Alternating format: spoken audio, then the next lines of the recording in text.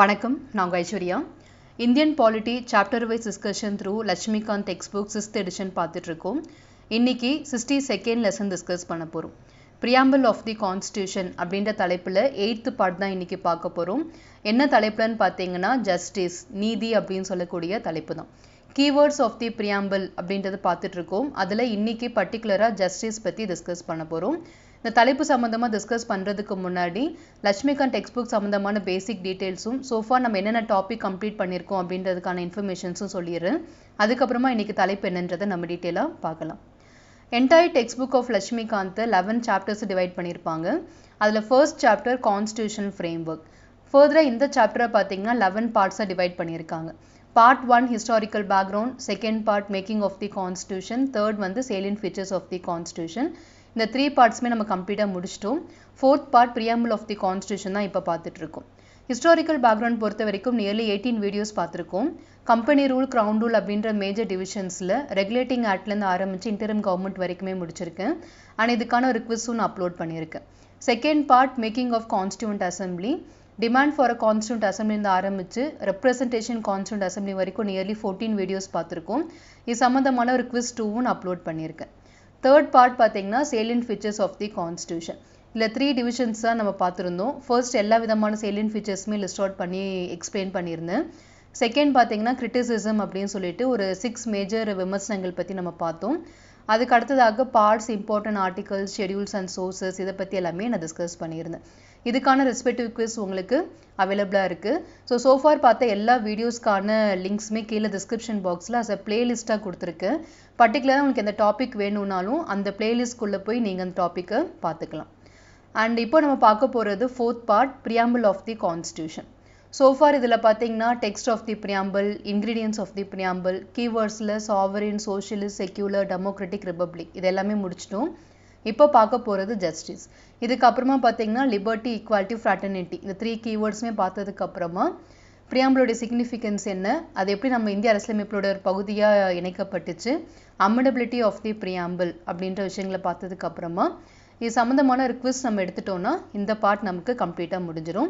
இதுக்கு அடுத்து நம்ம யூனியன் அப்படின்ற தலைப்பு வந்து ஸ்டார்ட் பண்ணிடலாம். அதாவது part 1 of our Indian constitution, union and its territory அப்படின்னு இருக்கும் இல்லையா, அந்த தலைப்புலேருந்து நம்ம ஸ்டார்ட் பண்ணிடலாம். ஸோ இன்னைக்கு தலைப்பு ஜஸ்டிஸ் அப்படின்றது, நீதி அப்படின்றத பற்றி தான் பார்க்க போகிறோம். இந்திய அரசியலமைப்பில் பார்த்தீங்கன்னா நீதி இது வந்து நம்மளுடைய ஒரிஜினல் கான்ஸ்டியூஷன்லேயே நம்ம Jan 26 அன்றைக்கி அடாப்ட் பண்ணிக்கிட்டோம் இல்லையா, எனாக்ட்மெண்ட் பண்ணோம் இல்லையா, அன்றைக்கே பார்த்தீங்கன்னா ஜஸ்டிஸ் அப்படின்றது நம்மளுடைய இந்திய அரசியலமைப்பில் ப்ரியாம்பிளில் கொடுத்துருந்தாங்க. 3 விதமான ஜஸ்டிஸ் நமக்கு கொடுத்துருக்காங்க நீதி. ஒன்று என்னன்னு பார்த்தீங்கன்னா social justice, second one is economic justice, மூன்றாவது பொலிட்டிக்கல் ஜஸ்டிஸ். சமுதாய சார்ந்த ஒரு நீதி, பொருளாதாரம் சார்ந்த ஒரு நீதி, அதே நேரத்தில் பார்த்தீங்கன்னா பொலிட்டிக்கல் அரசியல் சார்ந்த ஒரு நீதி. இது எல்லாமே இந்தியன் சிட்டிசன்ஸ்க்கு எப்படி அவங்க கொடுக்குறாங்க அப்படின்றத இன்றைக்கி நம்ம டீட்டெயிலாக பார்க்க போகிறோம். ஃபர்ஸ்ட் பேசிக் இன்ட்ரோடக்ஷன் என்னன்றதை டிஸ்கஸ் பண்ணிடலாம். The term justice in the preamble embraces 3 distinct forms: social, economic and political, secured through various provisions of fundamental rights and directive principles அப்படின்னு சொல்லியிருக்காங்க. ஸோ இந்த ஜஸ்டிஸ் நம்ம 3 விதங்களாக கொடுத்துருக்காங்கன்னு சொன்னோம் இல்லையா, இது எல்லாமே அவங்க எது மூலியமாக கொடுக்குறாங்கன்னு பார்த்தீங்கன்னா ஃபண்டமெண்டல் ரைட்ஸ் பார்ட் 3 இருக்கு இல்லையா, அதில் ஜஸ்டிஸ் பற்றி எல்லாமே நமக்கு கொடுத்துருக்காங்க. அது மட்டும் இல்லாமல் பார்ட் 4 ஆன டிபிஎஸ்பிலையும் ஜஸ்டிஸை எனேபிள் பண்ணியிருக்காங்க. அது எப்படிலாம் பண்ணியிருக்காங்க அப்படின்றது பின்னாடி நம்ம 1 by 1 பார்க்கலாம். ரொம்ப ரொம்ப முக்கியமான ஒரு கான்செப்ட் இது. அண்ட் இந்த கான்செப்ட் நம்ம எந்த நாட்டிலேருந்து அடாப்ட் பண்ணியிருக்கோம் அப்படின்றதையும் பின்னாடி நம்ம டிஸ்கஸ் பண்ணுவோம். ஸோ நீங்கள் மெயினாக ஞாபகம் வச்சுக்க வேண்டியது, இந்தியாவில் எல்லா விதமான மக்களுக்குமே ஜஸ்டிஸ் அப்படின்ற ஒரு விஷயத்தை கொடுக்குறாங்க. எந்த ரீதியில் நீதி கொடுக்குறாங்க அப்படின்னா social justice, economic as well as political, இந்த 3 ரீதியாகவும் நமக்கு நீதி வழங்கப்படுது அப்படின்றதான் மென்ஷன் பண்ணியிருக்காங்க. இப்போ பர்டிகுலராக சோஷியல் ஜஸ்டிஸ்னால் என்னது, எக்கனாமிக் ஜஸ்டிஸ்னா என்ன, பொலிட்டிக்கல் ஜஸ்டிஸ்னா என்ன, அண்ட் இந்த கான்செப்டை நம்ம எந்த நாட்டிலேருந்து அடாப்ட் பண்ணியிருக்கோம், இந்த இன்ஃபர்மேஷன்ஸ் தான் இப்போ அடுத்து நம்ம பார்க்க போகிறோம். ஃபர்ஸ்ட் நம்ம சோஷியல் ஜஸ்டிஸ்னா என்னன்றதை டிஸ்கஸ் பண்ணிடலாம். Social justice denotes the equal treatment of all citizens without any social distinction based on caste, color, race, religion, sex and so on அப்படின்னு சொல்லியிருக்காங்க. எந்த விதமான பாகுபாடும் இல்லாமல் எல்லா குடிமக்களுக்கும் வந்து சமுதாய ரீதியாக ஒரு அந்தஸ்தை கொடுக்கிறது, ஓகேங்களா. சமமான ஒரு அந்தஸ்து கொடுக்கறது, ஈக்குவல் பொசிஷன் அப்படின்னு சொல்லுவாங்க இல்லையா. ஈக்குவல் ட்ரீட்மெண்ட் எல்லா விதமான குடிமக்களுக்கும் வழங்கப்படும். யாருமே எந்த ரீதியிலையுமே பாகுபாடு பார்க்கக்கூடாது. ஸோ எந்த ரீதியிலலாம் பார்க்கக்கூடாது அப்படின்னு கேட்டாங்கன்னா, ஜாதியை வச்சு பார்க்கக்கூடாது, கலர் ரேசிசம் அப்படின்னு சொல்லுவாங்க, கலர் வச்சு பார்க்கக்கூடாது, ரேஸ் வச்சு பார்க்கக்கூடாது, ரிலிஜன் மதம் சார்ந்து, பாலினம் சார்ந்து, இந்த எந்த ரீதியிலையுமே நீங்கள் யாரையுமே டிஸ்கிரிமினேட் பண்ணக்கூடாது, எல்லா மக்களையுமே சரிசமமாக நீங்கள் ட்ரீட் பண்ணணும் அப்படின்றதான் social justice. It means absence of privileges being extended to any particular section of the society and improvement in the conditions of backward classes. இந்த social justice மூலிமா 2 விஷயங்களை அவங்க கொண்டு வராங்க. ஒன்று என்னன்னா, ஒரு உயர்ந்த ஜாதிகள் இல்லைன்னா உயர்ந்த கிளாஸ் அப்படின்னு சொல்லுவாங்க இல்லையா, அவங்களுக்காக கொடுக்கக்கூடிய முக்கியத்துவத்தை குறைக்கிறாங்க. அவங்களும் மற்ற மக்கள் மாதிரி சமமானவங்க தான், அவங்களுக்கு எந்த விதமான அடிஷனல் இம்பார்ட்டன்ஸ் கொடுக்க தேவையில்லை அப்படின்ற அந்த ப்ரிவிலேஜை வந்து ரெடியூஸ் பண்ணுறாங்க. இரண்டாவது என்னன்னா, பிற்படுத்தப்பட்ட மக்கள், பேக்வேர்ட் கிளாஸஸ் இருப்பாங்க இல்லையா, எஸ்சி எஸ்டி ஓபிசி இந்த மாதிரியான கேட்டகரிஸ், இவங்க எல்லாரையுமே கொஞ்சம் முன்னாடி கொண்டு வராங்க. நீங்களும் வந்து இவங்களுக்கு சமமானவங்க தான், நீங்கள் பின்தங்கிலாம் எந்த இடத்துலையுமே இல்லை, நீங்களும் இந்த முக்கியமான கிளாஸ் அப்படின்னு சொல்லக்கூடிய இந்த ப்ரிவிலேஜ் கிளாஸும் 2 நபர்களுமே ஒன்றா தான் நாங்கள் சமுதாயத்தில் மதிக்கப்பட போகிறோம், ஈக்குவல் ட்ரீட்மெண்ட் உங்கள் எல்லாருக்குமே கொடுக்கப்படும் அப்படின்றது தான் சோஷியல் ஜஸ்டிஸ்க்கான concept. So social justice denotes the equal treatment to all citizens without any social distinction. எது சம்பந்தமானு பார்த்துக்கோங்க, caste, color, race, religion, sex and so on. இந்த 5 மட்டும் தானா கேட்டால் அப்படி இல்லை. எந்த ரீதியிலையுமே நீங்கள் யாரையுமே ஒருத்தங்களை உயர்வாகவோ இன்னொருத்தங்களை தாழ்வாகவோ பார்க்கக்கூடாது, எல்லாரையுமே சமமாக நீங்கள் பார்க்கணும். மேஜராக இந்த 5 விஷயம் கொடுத்துருக்காங்க. இதை தாண்டியுமே நீங்கள் சில க்ரைட்டீரியாஸை எடுத்துக்கலாம். It means absence of privileges being extended to any particular section. ஒரு குறிப்பிட்ட ஒரு சமுதாயத்துக்கோ இல்லை குறிப்பிட்ட ஒரு ஜாதிக்கோ முக்கியத்துவம் கொடுக்கறத ரெடியூஸ் பண்ணுறாங்க. அதே நேரத்தில் improvement in the conditions of backward classes, SC ST OBC and woman.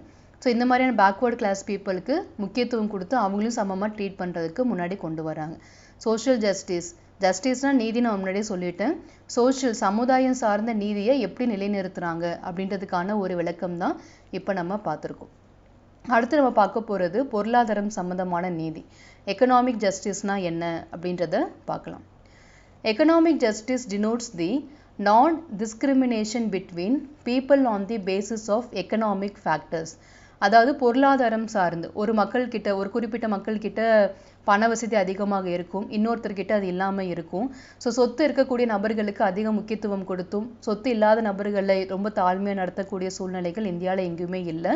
எல்லாருமே பொருள் வைத்திருந்தாலும் சரி, பொருள் இல்லாதவர்களாக இருந்தாலும் சரி, எல்லாருமே சட்டத்தின் முன் நாங்கள் சமமாக தான் பார்க்க போகிறோம் அப்படின்றதான் இதை எக்ஸ்பிளைன் பண்ணியிருக்காங்க. Economic justice denotes the non-discrimination between people on the basis of economic factors. It involves the elimination of glaring inequalities in wealth, income and property. wealthனா சொத்து, இன்கம்னா வருமானம், ப்ராப்பர்ட்டினா அதுவும் நம்ம சொத்துல எடுத்துக்கலாம். ஸோ சிலர்கிட்ட நிறைய விதமான லேண்ட் இருக்கும், நிறைய விதமான பிஸ்னஸ் ஹேண்டில் பண்ணிட்டு இருப்பாங்க. ஸோ அவங்களுக்கு எல்லாமே நீங்கள் சமுதாயத்தில் ஒரு முக்கியமான ஒரு அந்தஸ்து கொடுத்து, சில இடங்களில் அவங்களுக்கெல்லாம் சலுகைகள்லாம் கொடுத்து இப்படி பண்ணிங்கன்னா சமுதாயத்தில் ஒரு இன்இக்வாலிட்டி வந்துடும். இது எந்த மாதிரியான இன்இக்வாலிட்டினா, பணம் சார்ந்து பொருளாதாரம் சார்ந்த ஒரு இன்இக்வாலிட்டியை உருவாகிரும். அந்த மாதிரி சூழ்நிலை இந்தியாவில் இல்லை அப்படின்றத தெளிவாக இந்திய அரசியலமைப்பில் சொல்லிட்டாங்க. நீங்கள் எல்லாருமே பணக்காரராக இருந்தாலும் சரி, ஏழையாக இருந்தாலும் சரி, சட்டத்தின் முன் நாங்கள் எல்லாருமே சமமாக தான் ட்ரீட் பண்ணுறோம். பொருளாதார நீதி பொறுத்த வரைக்கும் எல்லாருக்குமே சமமாக தான் பிரித்து கொடுக்கப்படுது அப்படின்றத தெளிவாக நம்மளுடைய பிரியாம்பிளில் எக்ஸ்பிளைன் பண்ணிட்டாங்க. Combination of social justice and economic justice, சமுதாய சார்ந்த நீதி ப்ளஸ் அடிஷ்னலாக பொருளாதாரம் சார்ந்த நீதி, இந்த ரெண்டுத்தையுமே இணைந்து பார்க்கும்போது அதுக்கு ஒரு புதிய கான்செப்ட் கொடுத்துருக்காங்க, டிஸ்ட்ரிபியூட்டிவ் ஜஸ்டிஸ் அப்படின்னு சொல்லக்கூடியது. So what is known as distributive justice அப்படின்னு கேட்டாங்கன்னா, it's a combination of both social as well as economic justice. ஒரு சமுதாயத்தில் சமுதாய சார்ந்த நீதியும் பொருளாதாரம் சார்ந்த நீதியும் மக்களுக்கு கொடுக்கப்பட்டுச்சுன்னா அந்த நீதிக்கு பேர் என்னன்னு கேட்டாங்கன்னா டிஸ்ட்ரிபியூட்டிவ் ஜஸ்டிஸ் அப்படின்னு சொல்லக்கூடியது. ஸோ பொருளாதாரம் சார்ந்த நீதி என்ன அப்படின்றத பார்த்துட்டோம். இப்போ 3வது தலைப்பு என்னன்னா பொலிட்டிக்கல் ஜஸ்டிஸ், அரசியல் சார்ந்த நீதி என்ன கொடுத்துருக்காங்க அப்படின்றத பார்க்கலாம். Political justice implies that all citizens should have equal political rights, equal access to all political offices and equal voice in the government. The ideal of justice அப்படின்னு பார்க்கும்போது social, economic and political அப்படின்றத சொல்லியிருக்காங்க. So political justice பொறுத்த வரைக்கும் என்னென்னா அரசியல் சார்ந்த நீதின்றது என்னென்னா இப்போ ஃபார் எக்ஸாம்பிள் பிரசிடென்ட் அப்படின்னு ஒரு எலெக்ஷன் நடக்குது, எம்பி எலெக்ஷன் நடக்குது, எம்எல்ஏ எலெக்ஷன் நடக்குது அப்படின்னா எல்லா மக்களுக்குமே அதில் பார்ட்டிசிபேட் பண்ணுறதுக்கு உரிமை இருக்குது. சில தகுதிகள் கொடுத்துருப்பாங்க. அந்த தகுதிகள் எப்படின்னா இந்திய குடிமகனாக இருக்கணும், குறிப்பிட்ட வயதை அடைந்திருக்கணும், ஆஃபீஸ் ஆஃப் ப்ராஃபிட் எந்த அரசு சம்மந்தமான வேலைகள் இருக்கக்கூடாது நீங்கள் எலெக்ஷனில் கண்டெஸ்ட் பண்ணும் போது, இந்த மாதிரியான சில உங்கள் மேலே எந்த விதமான கேசஸ் ஃபைலாக இருக்கக்கூடாது, கிரிமினல் கேசஸ், இந்த மாதிரியான சில தகுதிகள் கொடுத்துருப்பாங்க, காமன் குவாலிஃபிகேஷன். இதை தாண்டி வேறு எந்த விதமான பர்டிகுலர் குவாலிஃபிகேஷன்ஸ் எதுவும் இருக்காது. ஸோ எல்லாருக்குமே பார்ட்டிசிபேட் பண்ணக்கூடிய ஒரு உரிமையை கொடுத்துருக்காங்க. So political justice implies that all citizens should have equal political rights. எல்லாருக்குமே அரசியல் சார்ந்த உரிமைகள் சமமாக கொடுக்கப்படணும். அதே நேரத்தில் பப்ளிக் ஆஃபீஸஸ், கவர்மெண்ட் ஜாப்க்கோ இல்லை கவர்மெண்ட் இந்த மாதிரியான ஹையர் அஃபிஷியல்ஸ் ஜாப்ஸ்க்கோ நீங்கள் அப்பியர் ஆகும்போது எல்லாருக்குமே ஈக்குவலான ஒரு வாய்ப்பை கொடுக்கணும். யாருக்கெல்லாம் விருப்பம் இருக்கோ அவங்க எல்லாருமே இதில் பார்ட்டிசிபேட் பண்ணி அவங்களுடைய திறமைகளை வெளிப்படுத்தி அந்த இடத்தை அடையிறதுக்கு வாய்ப்புகள் கொடுக்கப்படுது. அதே மாதிரி equal voice in the government, அரசு சம்மந்தமான இடத்துல இவங்க எல்லாருக்குமே சமமான உரிமை குரலை கொடுத்துருக்காங்க. எல்லாருமே இது சம்மந்தமாக பேச முடியும். ஸோ பொலிட்டிக்கல் ஜஸ்டிஸ் அப்படின்றது மிக முக்கியமான ஒரு பாயிண்ட் என்னென்னா எல்லா குடிமகன்களுக்கும் ஒரு அரசு சம்பந்தமான பதவிக்கு போகிறதுக்கான சமமான உரிமைகள் வழங்கப்படுது. யாருமே எந்த காரணத்தை கொண்டுமே நீ இதில் பார்ட்டிசிபேட் பண்ணலாம், நீ பண்ணக்கூடாது அப்படின்னு சொல்லி எந்த விதமான ரெஸ்ட்ரிக்ஷன்ஸும் நீங்கள் கொடுக்க முடியாது. ஸோ பொலிட்டிக்கல் ஜஸ்டிஸ் பற்றி கிளியராக நமக்கு எக்ஸ்பிளைன் பண்ணிட்டாங்க. எந்த நாட்டில் இருந்து ஜஸ்டிஸ் அப்படின்ற கான்செப்ட் நம்ம எடுத்திருக்கோம் அப்படின்னு பார்த்தீங்கன்னா ரஷ்யன் ரெவல்யூஷன். ஸோ ரஷ்ய நாட்டில் நடந்த ஒரு ரெவல்யூஷன், புரட்சி இருக்கு இல்லையா, 1917 நடந்திருக்கும். அந்த டைமில் இந்த நீதியை நிலைநிறுத்துறதுக்காக தான் அவங்க போராட்டமே நடத்தினாங்க. அந்த கான்செப்டை தான் நம்மளுடைய பிரியாம்பில் நம்ம இன்க்ளூட் பண்ணியிருக்கோம். ஸோ ஜஸ்டிஸ் அப்படின்றது சோஷியலி, எக்கனாமிக்கலி, பொலிட்டிக்கலி, இந்த கான்செப்டை we have taken from Russian revolution. அது எப்போ நடந்துச்சுன்னு கேட்டாங்கன்னா 1917 அப்படின்றத ஞாபகம் வச்சுக்கோங்க. ஸோஃபார் நம்ம பார்த்த இன்ஃபர்மேஷன்ஸ் எல்லாமே இப்போ பாயிண்ட்ஸ் டு ரிமெம்பரில் ரீகலெக்ட் பண்ணிக்கலாம். ஸோ ஃபர்ஸ்ட் ஆஃப் ஆல் ஜஸ்டிஸோடைய பேசிக் இன்ட்ரடக்ஷன் என்ன சொல்லியிருந்தாங்கன்னா நம்மளுடைய பிரியாம்பலில் ஜஸ்டிஸை 3 ரீதியாக நமக்கு கொடுத்துருக்காங்க. ஒன்று சோஷியல், இன்னொன்று economic, third one is political. பிரியாம்பலில் கொடுத்துருக்கிற இந்த ஜஸ்டிஸை ஃபண்டமெண்டல் ரைட்ஸ் மூலயமாகவும் டிபிஎஸ்பி மூலமாகவும் இதை நமக்கு என்னேபிள் பண்ணியிருக்காங்க, நடைமுறைப்படுத்தியிருக்காங்க. பின்னாடி நம்ம பார்ட் 3 பார்ட் 4 பார்க்கும்போது எந்தெந்த ஆர்டிக்கலில் இதை நமக்கு எக்ஸ்பிளைன் பண்ணியிருக்காங்கன்றதையும் நான் கிளியராக உங்களுக்கு சொல்கிறேன். அடுத்து பார்த்தீங்கன்னா சோஷியல் ஜஸ்டிஸ்னால் என்ன அப்படின்றத பார்த்துருந்தோம். ஸோ மக்கள் அனைவருக்குமே சமமான ட்ரீட்மெண்ட் நடத்தப்படும். யாருமே ஏற்றத்தாழ்வோடு நடத்த மாட்டாங்க. டிஸ்கிரிமினேஷன் அப்படின்ற ஒரு விஷயம் இந்தியாவில் இல்லை. கேஸ்ட் சம்மந்தமாகவோ, கலர், ரேஸ், ரிலிஜன், செக்ஸ் எந்த அடிப்படையிலையுமே யாருமே நீங்கள் டிஸ்கிரிமினேட் பண்ண முடியாது. ப்ரிவிலேஜஸ் அப்படின்ற ஒரு விஷயத்த இந்தியாவில் எடுத்திருக்காங்க. அதே மாதிரி பேக்வேர்ட் கிளாஸ்க்கான இம்ப்ரூவ்மெண்ட்டையும் இந்தியாவில் கொண்டு வந்திருக்காங்க அப்படின்றது சோஷியல் ஜஸ்டிஸ் சம்மந்தமாக பார்த்தோம். செகண்ட், எக்கனாமிக் ஜஸ்டிஸ் பொறுத்த வரைக்கும் வெல்த், இன்கம், ப்ராப்பர்ட்டி இந்த அடிப்படையில் யாருமே நீங்கள் உயர்வாகவோ இல்லை தாழ்வாகவோ இந்தியாவில் ட்ரீட் பண்ண முடியாது. எல்லாருமே சமமான வாய்ப்புகள் கொடுத்து சமமாக தான் மதிக்கப்படணும் அப்படின்றத சொல்லியிருந்தாங்க. Combination of economic as well social ஜஸ்டிஸ்க்கு பெயர் என்னன்னு பார்த்தீங்கன்னா டிஸ்ட்ரிபியூட்டிவ் ஜஸ்டிஸ் அப்படின்ற டேர்மும் இன்க்ளூட் பண்ணியிருந்தாங்க. அடுத்ததாக பொலிட்டிக்கல் ஜஸ்டிஸ் பொறுத்த வரைக்கும் ஒரு அரசு சம்பந்தமான பதவிகள்லையோ இல்லை அரசாங்க நடவடிக்கைகளை நீங்கள் இன்வால்வ் ஆகுறதுக்கோ எல்லாருக்குமே சமமான உரிமைகள் கொடுக்கப்பட்டிருக்கு. Equal political rights and equal access to all political office இந்தியாவில் இருக்குது. ஸோ யாருமே எந்த ஒரு ரீதியாகவும் நீங்கள் பார்ட்டிசிபேட் பண்ணலாம், நீங்கள் பண்ணக்கூடாதுன்னு சொல்லி ரெஸ்ட்ரிக்ட் பண்ண முடியாது அப்படின்றது பொலிட்டிக்கல் ஜஸ்டிஸில் சொல்லியிருந்தாங்க. அண்ட் ஃபைனலி ஜஸ்டிஸ் அப்படின்ற கான்செப்டை ரஷ்யன் ரெவல்யூஷன்ல இருந்து நம்ம எடுத்துக்கிட்டோம். 1917 ரஷ்யன் ரெவல்யூஷன்ல தான் இந்த கான்செப்ட் அவங்க கொண்டு வந்தாங்க. அதை நம்ம இந்திய அரசியலமைப்பில் எடுத்திருக்கோம் அப்படின்றதையும் லாஸ்ட்டாக எக்ஸ்பிளைன் பண்ணியிருந்தாங்க. ஸோ ஜஸ்டிஸ் அப்படின்ற கீவேர்ட் பற்றி டீட்டெயிலாகவே நம்ம இந்த வீடியோ தொகுப்பில் டிஸ்கஸ் பண்ணிட்டோம். நம்மளுடைய அடுத்த தலைப்பு என்னன்னு பார்த்தீங்கன்னா லிபர்ட்டி, சுதந்திரம் அப்படின்னு சொல்லக்கூடிய விஷயத்தை தான் பார்க்க போகிறோம். ரொம்ப ரொம்ப இம்பார்ட்டண்டான ஒரு விஷயம் இது. அதுலேயும் பார்த்தீங்கன்னா ஒரு 5 ரீதியாக நமக்கு சுதந்திரம் கொடுத்துருப்பாங்க. லிபர்ட்டி அப்படின்னு சொல்லக்கூடிய தன்னிச்சையாக செயல்படக்கூடிய ஆற்றல். ஸோ அந்த லிபர்ட்டி சம்மந்தமான டீட்டெயில் எக்ஸ்ப்ளனேஷன் அடுத்த வீடியோ தொகுப்பில் பார்க்கலாம். இந்த வீடியோ சம்மந்தமாக ஏதாவது சந்தேகம் இருந்துச்சுன்னா கமெண்ட்டில் தெரிவிங்க, நிச்சயமாக நான் கிளாரிஃபை பண்ணுறேன். உங்களுடைய லட்சியங்கள் வெற்றியடைய வாழ்த்துக்கள். படிப்போம், பகிர்வோம், வெற்றியடைவோம். Let's crack it. நன்றிகள்.